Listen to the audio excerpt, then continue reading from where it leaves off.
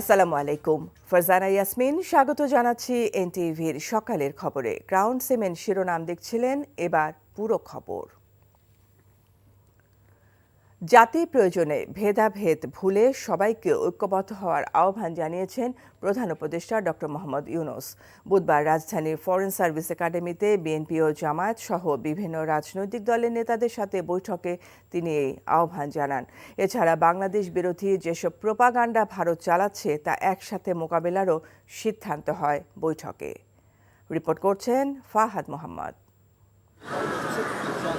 জাতীয় ঐক্য প্রতিষ্ঠার লক্ষ্যে অন্তর্বর্তীকালীন সরকারের প্রধান উপদেষ্টার সাথে বৈঠক করতে বুধবার বিকেলে ফরেন সার্ভিস একাডেমিতে আসতে থাকে নিবন্ধিত বিভিন্ন রাজনৈতিক দলের নেতারা। আওয়ামী লীগ, 14 দল ও জাতীয় পার্টি ছাড়া প্রায় সব রাজনৈতিক দলকেই দেখা যায় বৈঠকে অংশ নিতে। বিকেলে শুরু হওয়া বৈঠকে অন্তর্বর্তী সরকারের প্রধান উপদেষ্টা ডক্টর মোহাম্মদ ইউনূস ছাড়াও উপস্থিত ছিলেন উপদেষ্টা পরিষদের সদস্যরা। বৈঠকে দেশের চলমান রাজনীতি, বাংলাদেশ ভারত সম্পর্কের বিভিন্ন বিষয় নিয়ে আলোচনা হয়। উদ্ভূত পরিস্থিতি মোকাবেলায় প্রধান উপদেষ্টা সবাইকে ঐক্যবদ্ধ থাকার আহ্বান জানান। আমরা যে মুক্ত স্বাধীন বাংলাদেশ তৈরি করলাম এই অভ্যুত্থানের মাধ্যমে, সেটাকে তারা মুছে দিতে চায়, তারা আগেরটাতে ফিরে যেতে চায়। এটা মুখে বলছেন আগেরটা, কিন্তু ভঙ্গি হলো আগেরটা ভালো ছিল। এবার আগেরটা কিভাবে তারা নিয়ে আসবে সে নানা দিক থেকে তাদের চলছে। তারা একটা কাল্পনিক বাংলাদেশ তৈরি করে রাখছে। পুলিশ বলে যে স্যার একটা মারি তো 4টা দাঁড়ায় যায়, এখনো 4টা না 40টা দাঁড়াবে। এবার সে জাতি মরে নাই, দুর্বল হয় নাই, সবল আছে। এটা আমাদের থেকে ছিনিয়ে নেওয়ার কোনো অবকাশ, কোনো শক্তি নাই। যে যত ষড়যন্ত্র করুক, যত অপপ্রচার করুক, যত কিছুই করুক, আমাদের থেকে এটা ছিনিয়ে নিতে পারবে না। বৈঠক শেষে গণমাধ্যমের সাথে কথা বলেন আইন উপদেষ্টা ডক্টর আসিফ নজরুল। বলেন, বাংলাদেশ বিরোধী ভারত যে প্রোপাগান্ডা চালাচ্ছে তা সব রাজনৈতিক দল একসাথে মোকাবেলা করবে। নানান মত পথ আদর্শের ভিন্নতা ছিল, কিন্তু সবাই একত্রে বাংলাদেশের সার্বভৌমত্ব, অস্তিত্ব, স্বাধীনতা এবং মর্যাদা রক্ষার প্রশ্নে সবাই ঐক্যবদ্ধ থাকার ঘোষণা দিয়েছেন। বৈঠক শেষে প্রতিক্রিয়া ব্যক্ত করেন বিভিন্ন রাজনৈতিক দলের নেতারা। যে অতি দ্রুত সংস্কার সাধন করে নির্বাচনের জন্য একটি রোডম্যাপ দেওয়া, যাতে করে জনগণ একটি রোডম্যাপ পেলে নির্বাচনমুখী হয়ে গেলে যে সকল ষড়যন্ত্র এখন আপনারা দেখতে পাচ্ছেন, এইসব ষড়যন্ত্র আর কেউ করতে সাহস পাবে না। তারা দুনিয়ার বিভিন্ন জায়গায় অপপ্রয়াস চালাচ্ছেন এবং অপপ্রচার চালাচ্ছেন। আমরা এগুলার নিন্দা জানিয়েছি সকলে সম্মিলিতভাবে। আমরা একটা জায়গায় সবাই আমরা একমত হয়েছি যে আমাদের স্বাধীনতা সার্বভৌমত্বের ব্যাপারে কোনো ছাড় নয়। ভারতের সাথে যে সমস্ত চুক্তি আমাদের জাতীয় স্বার্থের পরিপন্থী, সেগুলোকে যাতে বাতিল করা হয় সেই জন্য বিভিন্ন রাজনৈতিক দলগুলো সরকারের কাছে প্রস্তাব দিয়েছেন। এই যে সাম্প্রদায়িক উস্কানির বিরুদ্ধে আমাদেরকে সম্প্রীতি, আমাদের দেশের সকল মানুষের, সকল ধর্মের, জাতির সকল মানুষের নিরাপত্তা নিশ্চিত করে ঐক্য আমাদের মোকাবেলা করতে হবে। রাজনৈতিক দলসমূহের অংশীজনদেরকে নিয়ে আগামী 2 বছরের জন্য একটা জাতীয় সরকার করা এবং দেশে স্থিতিশীল পরিস্থিতি সৃষ্টি করায় 6 মাসের জন্য সব ধরনের সভা সমাবেশ নিষিদ্ধ করা। আমরা সবাই মাননীয় প্রধান উপদেষ্টার সাথে আছি, ওনার সাথে থাকবো এবং এই দেশের ক্ষতি কেউ করতে পারে এরকম কোনো কিছু আমরা হইতে দিব না ইনশাআল্লাহ। বৃহস্পতিবার ইসলামী দলগুলোর সাথে বৈঠকে বসবেন doctor Yunus. Fahad Mohammad, NTV news, Dhaka. বিশ্ব এই মুহূর্তে একটি সংকটের মধ্যে দিয়ে যাচ্ছে, যেখান থেকে বাংলাদেশে দূরে নয় মন্তব্য করে অন্তর্বর্তীকালীন সরকারের প্রধান উপদেষ্টা ডক্টর মোহাম্মদ ইউনূস বলেছেন, এসব সংকট মোকাবেলায় সংঘর্ষ নয়, সহযোগিতায় সবচেয়ে জরুরি। বুধবার ন্যাশনাল ডিফেন্স কলেজ এনডিসির গ্র্যাজুয়েশন অনুষ্ঠানে তিনি একথা বলেন। এই কোর্স থেকে লব্ধ জ্ঞান কর্মকর্তাদের রাষ্ট্রের নীতিগত উৎকর্ষতা অর্জনে বিশেষ ভূমিকা রাখবে বলে আশা প্রকাশ করেন ডক্টর ইউনূস। নজরানা চৌধুরীর রিপোর্ট। রাষ্ট্রের নীতি ও কৌশলগত বিষয়ে উচ্চতর প্রশিক্ষণের জন্য এনডিসি কোর্সের আয়োজন করা হয়, যেখানে রাষ্ট্রের নির্বাচিত উচ্চপদস্থ বেসামরিক সামরিক কর্মকর্তারা অংশ নেন। 2024 সালের এনডিসি কোর্স শেষ করা কর্মকর্তাদের মাঝে বুধবার সনদ তুলে দিলেন প্রধান উপদেষ্টা অধ্যাপক মোহাম্মদ ইউনূস। এবছর বাংলাদেশ সশস্ত্র বাহিনীর 46 জন, বেসামরিক প্রশাসনের 16 জন ছাড়াও 18টি বন্ধুপ্রতিম দেশের 33 জন সামরিক কর্মকর্তা এনডিসি কোর্স সম্পন্ন করেছেন। এর আগে মিরপুর সেনানিবাসে পৌঁছালে সেনা, নৌ ও বিমান বাহিনী প্রধান এবং এনডিসির কমান্ড্যান্ট প্রধান উপদেষ্টাকে সেখানে স্বাগত জানান। কর্মকর্তাদের উদ্দেশ্যে রাখা বক্তব্যে প্রধান উপদেষ্টা এনডিসি থেকে অর্জিত জ্ঞান রাষ্ট্রের গুরুত্বপূর্ণ সিদ্ধান্ত বাস্তবায়নের ক্ষেত্রে প্রয়োগ করার জন্য কর্মকর্তাদের প্রতি আহ্বান জানান।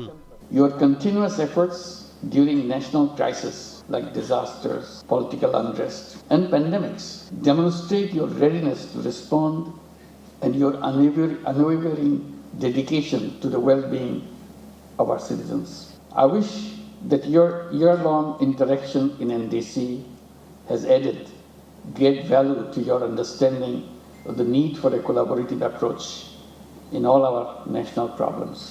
জাতীয় নিরাপত্তা নিশ্চিত করতে এনডিসির উচ্চমান সম্পন্ন পাঠক্রমে রাষ্ট্রের বিভিন্ন গুরুত্বপূর্ণ বিষয়াদি অন্তর্ভুক্ত থাকায় সন্তোষ প্রকাশ করেন প্রধান উপদেষ্টা। একই সাথে দেশি বিদেশি কর্মকর্তাদের উদ্দেশ্যে বলেন, বিশ্ব যে সংকটের মধ্য দিয়ে যাচ্ছে বাংলাদেশ তার বাইরে নয়। Globally, we are at a strategically critical times, and Bangladesh is no exception to that. Global challenges do not belong to anyone alone, any one nation alone. They need multilateral efforts to overcome. The global problem solving must therefore rely on cooperation, not conflict. এছাড়াও armed forces ওয়ার্ককোর্স 2024 শেষ করা বাংলাদেশ সেনা, নৌ ও বিমান বাহিনীর 55 জন কর্মকর্তার হাতে সনদ তুলে দেন প্রধান উপদেষ্টা। Nazrana Chowdhury, NTV news, Dhaka. BNP chairperson Begum Khaleda জিয়ার সাথে সৌজন্য সাক্ষাৎ করেছেন ঢাকায় নিযুক্ত চীনা রাষ্ট্রদূত ইয়াও ওয়েন। বুধবার সন্ধ্যায় বেগম খালেদা জিয়ার গুলশানের বাসভবন ফিরোজায় এই সাক্ষাৎ অনুষ্ঠিত হয়। পরে এ বিষয়ে বিএনপির স্থায়ী কমিটির সদস্য ডাক্তার AZM জাহিদ হোসেন সাংবাদিকদের জানান, বেগম খালেদা জিয়ার শারীরিক অবস্থার খোঁজ খবর নিয়েছেন চীনা রাষ্ট্রদূত।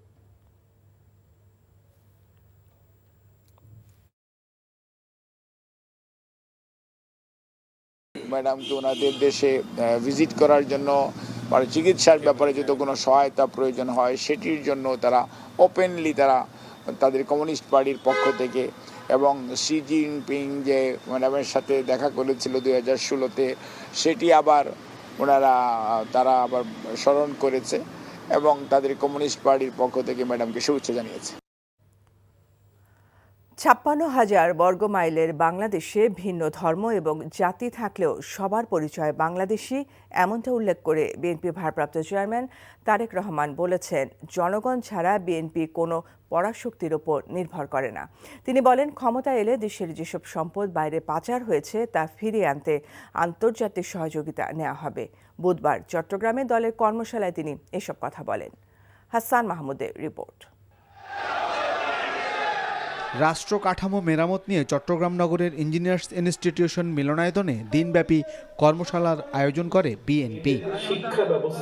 লন্ডন থেকে অনলাইনে যুক্ত হয়ে কর্মশালায় অংশগ্রহণকারী প্রশিক্ষণার্থী ও উপস্থিত সাংবাদিকদের বিভিন্ন প্রশ্নের জবাব দেন তারেক রহমান। বলেন, ফ্যাসিবাদীরা দেশের বিদ্যুৎ জ্বালানি খাতকে ধ্বংস করে দিয়েছে, যাতে ভুগতে হবে গোটা জাতিকে, আর লোপাট হওয়া অর্থ ফেরত আনতে চাওয়া হবে আন্তর্জাতিক সহযোগিতা। আন্তর্জাতিক ভাবে যে কতগুলো ফোরাম আছে, জাতিসংঘ সহ, ওয়ার্ল্ড ব্যাংক সহ কতগুলো ফোরাম আছে, অবশ্যই তাদের সহযোগিতা আমরা নেব।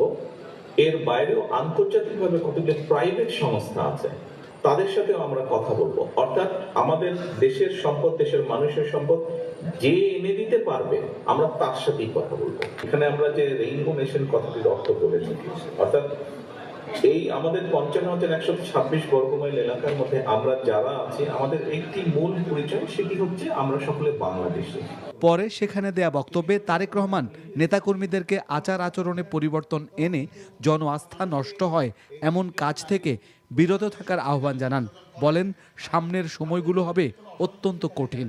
কেউ যদি আমরা ভেবে থাকি যে আমাদের প্রধান রাজনৈতিক প্রতিপক্ষ যাকে আমরা ভাবতাম তারা নেই মাঠে বা মাঠে দুর্বল, এবং তাহলে আমাদের সবকিছু সোজা একদম সসর করে আমরা চলে যাব, আল্লাহর ওয়াস্তে এই কথাটি মন থেকে সরিয়ে দিন। কারণ আমি মনে করি নির্বাচন আগামী দিনে আরো কঠিন, তারা দুর্বল হয়ে যেতে আরো কঠিন। এখানে অনেক ষড়যন্ত্র চলছে এবং অনেক অদৃশ্য শক্তি আপনার বিরুদ্ধে কাজ করছে। আজকে যদি এমন কোনো বিতর্কিত কথা বা বিতর্কিত কাজ আপনি করে থাকেন, তখন তো সে আপনাকে উল্টা ইনসাল্ট করবে যে ওই দিন এই কাজ করেছিল না, কেন এখন আসছে ভোট চাইতে আমার কাছে। এই কথা আপনাকে শুনতে হবে। আমাদের পক্ষে সম্ভব না। আমরা বিশ্বাস করি না দামি নির্বাচনে, আমরা বিশ্বাস করি না নিশিরাতের নির্বাচনে। মানুষ আপনাদেরকে ক্ষমতা দিবে না, আপনাদেরকে দেশ পরিচালনার সুযোগ দিবে। দুটোর মধ্যে পার্থক্য আছে। ক্ষমতায় ছিল পলাতক স্বৈরাচার। বিগত 15 বছরে গুম খুনের শিকার পরিবারের পাশে থাকবে বিএনপি, আশাবাদ তারেক রহমানের। Hasan Mahmud, NTV news, Dhaka. ভারতের পররাষ্ট্র সচিব বিক্রম মিশ্রি আগামী সপ্তাহে ঢাকায় আসছেন বলে জানিয়েছেন পররাষ্ট্র উপদেষ্টা তৌহিদ হোসেন। বুধবার বিকেলে পররাষ্ট্র মন্ত্রণালয়ের ঢাকায় নিযুক্ত ব্রিটিশ হাইকমিশনার সারা কুকের সঙ্গে সৌজন্য সাক্ষাৎ শেষে সাংবাদিকদের তিনি কথা বলেন। ব্রিটিশ পার্লামেন্টে বাংলাদেশ নিয়ে আলোচনায় মিথ্যা তথ্যের বিষয়ে যুক্তরাজ্যের হাইকমিশনারকে জানানো হয়েছে বলেও জানান তিনি। এছাড়া যুক্তরাজ্যের অল পার্টি পার্লামেন্টারি গ্রুপের রিপোর্টেও বাংলাদেশের গণ অভ্যুত্থান নিয়ে ভুল তথ্যের কথাও হাইকমিশনারের কাছে তুলে ধরেন পররাষ্ট্র উপদেষ্টা। এটা খুব স্পষ্ট যে আমরা অল পার্টি পার্লামেন্টারি গ্রুপের একটা স্টেটমেন্ট এসছে বেশ বড়সড়। সেখানে খুব দুঃখজনকভাবে যেটা এসছে, আমি তাকে বলেছি কথাটা যে আমরা খুবই হার্ট যে দেখানোর চেষ্টা করা হয়েছে যে 5 অগাস্টের পরে বেশি মৃত্যু হয়েছে, যেটা সম্পূর্ণ মিথ্যা।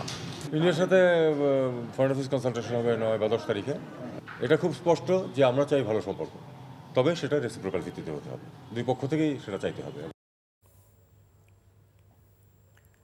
সাভারে দাফন করা ব্যক্তি বিএনপি নেতা আবুল হারিস চৌধুরী। কবর থেকে তোলা মরদেহে ডিএনএ টেস্টের রিপোর্ট তার পরিবারের সঙ্গে মিলেছে বলে হাইকোর্টে দেয়া প্রতিবেদনে বলা হয়েছে। পরে বিচারপতি ফাহমিদা কাদের ও বিচারপতি মুবিনা আসাফের দ্বৈত বেঞ্চ পরিবারের পছন্দমতো কবরস্থানে হারিস চৌধুরীর মরদেহ দাফন করতে নির্দেশ দেন। গত 5 সেপ্টেম্বর হারিস চৌধুরীর মেয়ে ব্যারিস্টার সামিরা তানজিনের করা এক রিট আবেদনের প্রেক্ষিতে হাইকোর্ট হারিস চৌধুরীর পরিচয় নির্ধারণে কবর থেকে লাশ তুলে ডিএনএ টেস্ট করার নির্দেশ দেন। 2021 সালের 4 সেপ্টেম্বর হারিস চৌধুরীকে মাহমুদুর রহমান পরিচয়ে ঢাকার সাভারের জালালাবাদ এলাকায় একটি মাদ্রাসার কবরস্থানে দাফন করা হয়। আমাকে প্রতি মুহূর্তে আমাকে যন্ত্রণা দেয়। আমার আব্বুর দেহাবশেষ সংরক্ষিত ঢাকা মেডিকেলে এবং সেখান থেকে আব্বুকে দাফন করতে নিয়ে যাওয়া হবে সিলেটে। আমের রাজধানী হিসেবে পরিচিত রাজশাহী অঞ্চলে এখন বাণিজ্যিকভাবে চাষ হচ্ছে দার্জিলিং জাতের কমলা। 2020 সালে করোনাকালে 7 বিঘা জমিতে এই জাতের কমলার চাষ করে সফল হয়েছেন রাজশাহীর গোদাগাড়ী উপজেলার ফল চাষী মাজহারুল ইসলাম। এবছর তার বাগানে উৎপাদিত কমলা এরই মধ্যেই বাজারজাত শুরু হয়েছে। তবে বিদেশি কমলার চেয়ে দাম অনেক কম পাওয়ায় হতাশ তিনি। রাজশাহী থেকে সাজুর রিপোর্ট, ক্যামেরায় ছিলেন শরফুজ্জামান রয়েল। রাজশাহীর গোদাগাড়ী উপজেলার বেনিপুর গ্রামের মাজহারুল ইসলাম 2020 সালে করোনাকালে বাপদাদার পৈতৃক পেশা কৃষিকাজে জড়িয়ে পড়েন। ওই বছরের জুনে চুয়াডাঙ্গা থেকে দার্জিলিং জাতের 800 কমলার চারা এনে ঝুঁকি নিয়ে 7 বিঘা জমিতে শুরু করেন কমলার বাগান। মোটামুটি 1 মাস থেকে আমরা বাগানে কোনো কীটনাশক ইউজ করি না, যেহেতু আমাদের ফলগুলো এখন হারভেস্টিং বাজারজাত করব, এ কারণে আমরা 1 মাস থেকে কোনো কীটনাশক আমরা ইউজ করি না। এভাবে নানা প্রতিকূলতা পেরিয়ে কমলা উৎপাদন করলেও আশানুরূপ দাম না পাওয়ায় হতাশ মাজহারুল ইসলাম। স্থানীয় কৃষি কর্মকর্তাদের মতে কাঙ্ক্ষিত দাম পেলে দেশে কমলা চাষে উদ্বুদ্ধ হবে আরও অনেকেই। আমরা এই কমলাগুলো যদি 200 টাকা কেজিও বিক্রি করতে পারতাম, তাও হয়তো বা কিছু লাভবান হতে পারতাম এবং আরও কিছু কৃষক এই ফলগুলো চাষ করার জন্য উদ্বুদ্ধ হতো। কিন্তু যখন আমরা বাজার মূল্য পাচ্ছি না, তখন আমরা আর কি এগুলো থেকে সরে যাচ্ছে কৃষক। বরেন্দ্র অঞ্চলে ভূগর্ভস্থ পানির স্বল্পতার কারণে কমলা সহ নানা ধরনের ফল বাগান করতে কৃষি উদ্যোক্তাদের এগিয়ে আসার পরামর্শ দিয়েছেন কৃষি কর্মকর্তারা।